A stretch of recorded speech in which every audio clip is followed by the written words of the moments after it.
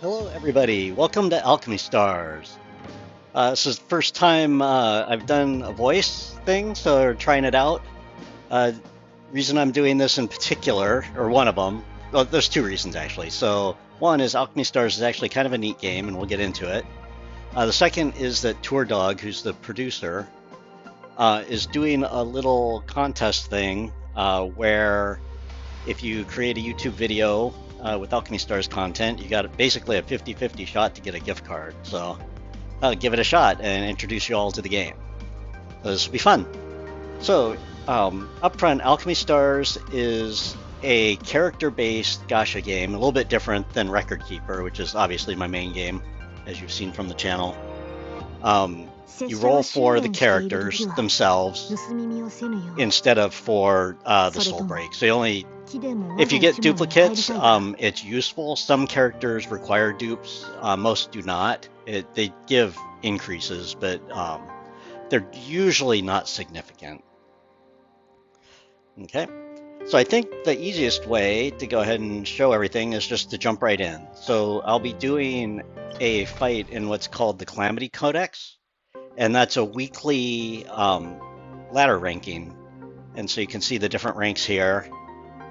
Legendary rank, actually, for the top damage done, they keep track of the top 1,000.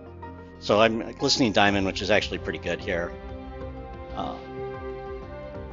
Back. Cool. So the way the game works is you get a party of 5 characters. So you can see my water team here. There's 4 different elements. So there's water, forest, thunder, and fire. And you can see the icons kind of at the top right of each character's portrait. The first one, the icon on the left is their main element, and then the one on the right is their secondary. And the way the encounters work is it's on a tiled grid, and the grid has 4 colors, and the colors go through the same as the elements, so green, blue, yellow, and red. Each turn, it's completely turn-based, so each turn you move your party connecting the same color tiles, and if it's on your character's element, then you can attack. There's 2 basic types of attacks. If you get adjacent to one of the monsters, you'll melee hit them. And then at the end of your turn, you'll do what's called the chain combo. And it's an attack that's different for every character based on the geometry.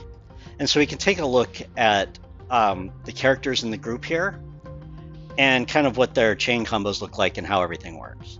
So we'll start with Corax. He's the captain. I'll click on info. Okay, and then so there's there's 2 basic pieces. Each character has an active skill and then a chain combo. And so we'll open up the geometry on the chain combo so you can see how it works here. So this is the range. So if you connect 2 tiles, then it's the first one that it's showing the 8 now, and then the 11. And that's the squares that it hits. Right, so 2, 8 is a diamond, 11, they call that a radial shape. And then this is different for every single character in the game. And here it just does damage to every square in the chain combo area. Corax's active skill is a teleport. You can see in the top right there, the cooldown's 3 rounds on that. And then over, if you look at kind of the left center, you can see where it says Detonator there.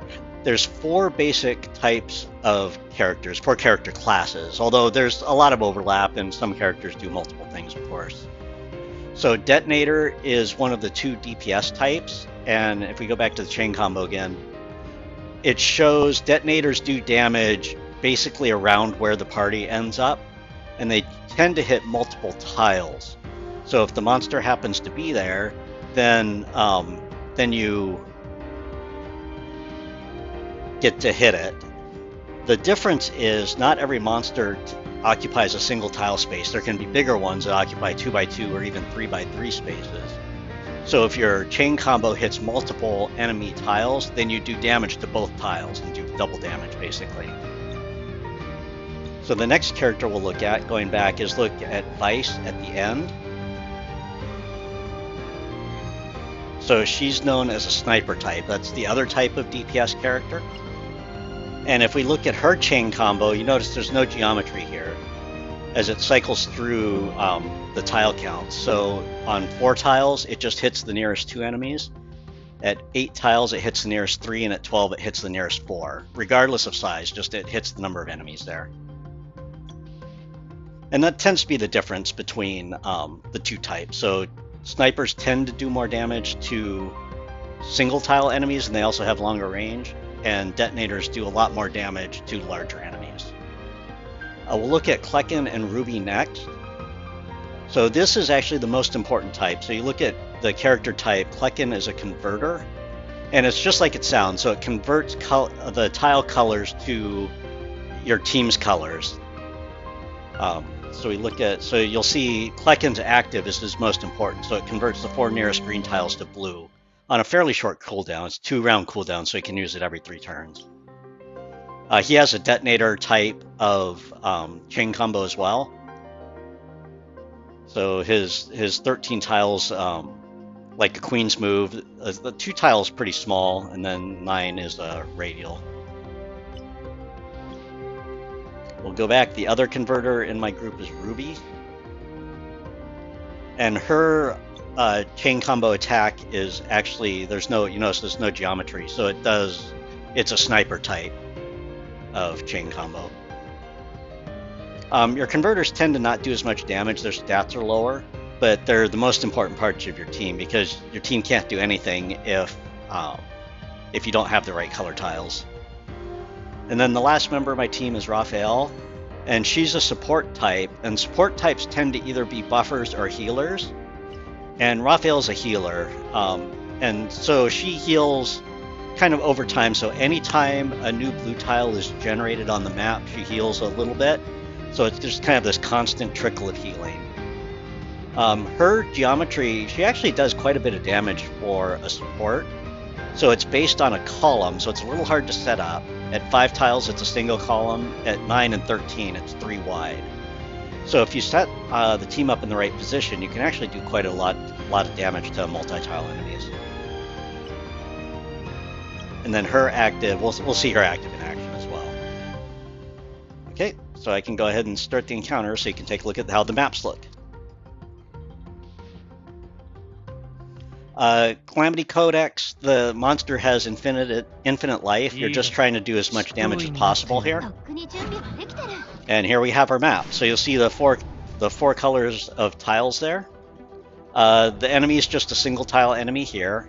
You can click on them, it'll show his attack range for the current turn and kind of the description of what it does. If you look at the top right corner, you'll see our party's health and status. And then the top middle is normally the monster's main enemy's health bar, if there's a boss. Along the right side is our character portraits again. There's a little clock thing there that shows the cooldown on their active skill, and then I have 3 of them that come up immediately, so we'll go ahead and use those. So Ruby's a converter. She's what's known as a cross converter, and that converts all the tiles in a cross shape from your character. So it's extremely powerful, but it also has a much longer cooldown. Hers has a 4-round cooldown on it. So it converts everything to blue. And then like we saw with Kleken's before, he turns the nearest 4 greens to blue, so you can see the effect here. So you can convert like that. And then for Vice's active, hers is a sniper DPS type. So she does 6 shots plus 1 more shot to a random enemy, for one extra for every blue tile, kind of in a range here, in a diamond shape range. So we'll go ahead and fire that off too. It'll do a bunch of damage here. Okay, and then we can make our move now for the turn. And the idea is you connect the tiles, so you can just drag, and it'll show your path. And so you can see the number tiles connected sets up your chain combo geometries from earlier. The other thing is, let me go ahead and cancel, is the further you walk, there's a damage multiplier that increases for every square. So obviously, if you can hit the enemies later in the chain, it's better. And the last piece of this is if you can connect 15 tiles on a turn, and it doesn't matter the color here, but if you connect 15, you get a free turn. So we'll go ahead, I think I'll use the left side ones here. So like when my team gets here, they'll all attack. 12, I want to have 15 at the back, so let's do 12, 13, 14, 15 like this. Okay, and so my team will attack melee 3 different times when they get up there. I'm going to slow this down just for this turn so you can see how this works. So you can see everybody hit the boss as they step on the adjacent tiles. Now all the chain combos will go off based on the geometry. So Raphael will have her 3-column. Kleken with his Queen's move, and then Ruby and Vice with their sniper attacks. Okay, so I'll put it back on double speed at this point. And so now we get our free turn. So I'm just going to go clear all these yellows off.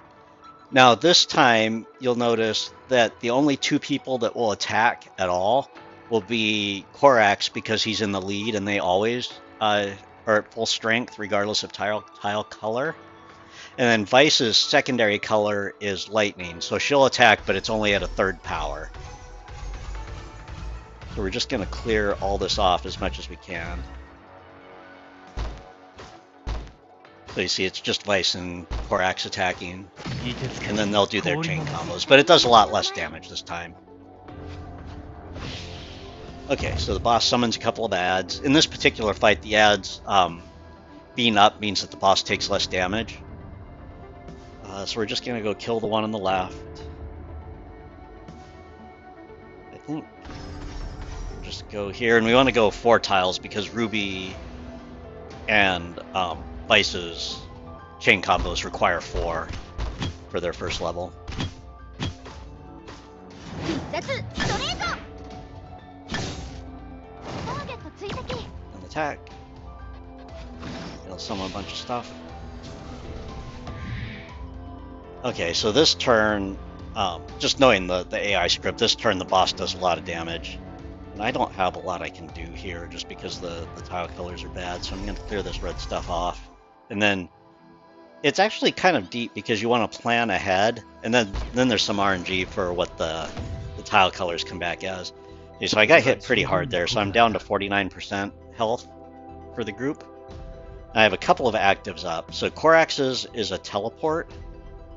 I'm trying to think about how I can use that. And then Kleken's we saw before. So what I'd like to do is convert the green tiles up near the boss to blue. So what I'm going to do is teleport here. And then run the conversion. And now I'll have a pretty good turn here because I can... I don't think I can get 15, but I can pull... There. I can pull a whole lot of these back-end tiles in. I'd actually get to 15, 10, 14, 15. Yeah, that's actually really good here.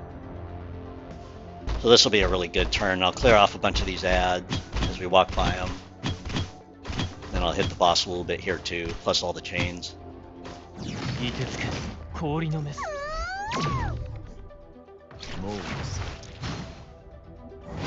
Oh wow, I actually hit that back corner one with Kleken too. That was kind of lucky.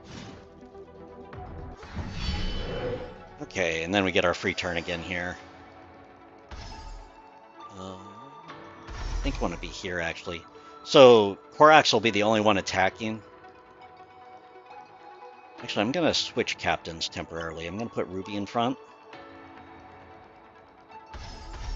Because I'd like to end here. But I'd like to use Ruby's combo too. So I can hit the boss twice here. You'll notice to do that captain swap, I clicked in the top right, and you get basically 3 per fight. Okay, so we'll definitely use the 2 actives. So Raphael's is active as a full board reset, so it leaves the blue tiles alone and randomly resets everything else on the map. So it has a pretty good, it also has a pretty good sized heal attached to it. Plus it heals more based on any blue tiles that randomly come up.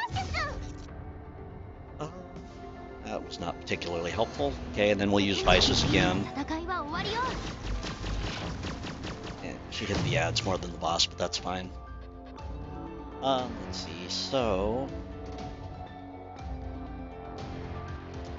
I actually don't have a ton I can do here. I'd rather... Let's clear that ad off. I like being stuck in a corner, but not much choice, I don't think. I got a decent regen pattern here, though, because I can clear a bunch of this. Oh, dang it, it came up in the wrong spot. I could have cleared a bunch of the yellow, but it got blocked off. I do have my cross conversion back up, though. Let's see. Yeah, let's go ahead and use that. Kind of unfortunate that I'm stuck in a corner when I use that, so I don't get a great thing here. Let's see. Let's use kind of these bottom. I think I'm going to end up here.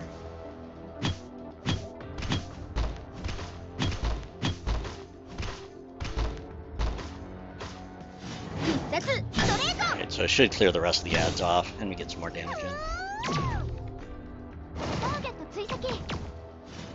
Oh, no, I didn't clear that top one. That's fine. And, down to 22. Okay, so we'll go ahead and use Klekens here, because it connects into kind of the main area of blue. Plus I can use, like, a lot of this. Just because of the way it ended up back here.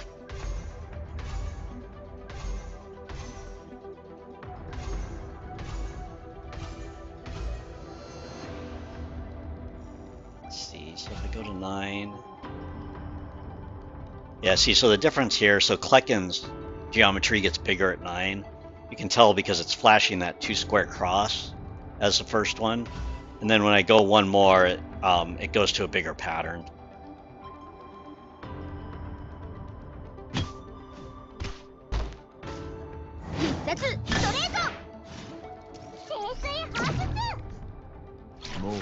Got like no healing out of that, though. I'm only at 25%. I wonder if I'm even going to survive this turn. I didn't. And I'm out of health. That's too bad. Yeah, see, I was quite a bit less than my current record. But that's okay. I should have probably just stayed out of his range there. It was a mistake. So that's the game. That's kind of the basic way the game works. So I'll cut this video here, and then I will pick up a different video with some different combats and a couple of my other teams. Hope you enjoyed. Definitely worth downloading and trying, at least if you're interested in that type of combat at all. It's pretty deep. It's also not. It's a very good side game. I've been playing for about 2 months. And it's not time consuming really at all. And the gacha's reasonable. It's not great like Opera, like DFFO is, but it's not horrendous either. So I will leave it at that, and I will catch you guys later.